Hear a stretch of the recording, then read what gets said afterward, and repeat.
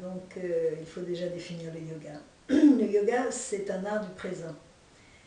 Le yoga part du principe que l'esprit de l'homme est vagabond, qu'il a toujours tendance à s'investir dans le passé, dans le futur, donc dans ce qui n'existe pas ici au présent. Donc c'est un art de l'ici et maintenant.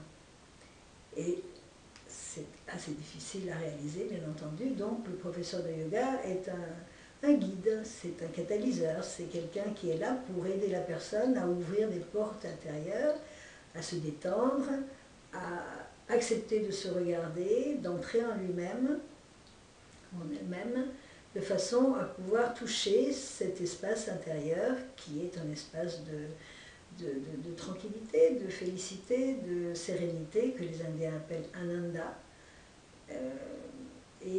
qui d'abord permet effectivement d'avoir un grand bonheur dans l'immédiat, mais qui est aussi très constructeur pour la personnalité. Donc ce rôle du professeur de yoga, c'est d'apprendre aux élèves différentes techniques que beaucoup connaissent, les techniques corporelles, respiratoires, et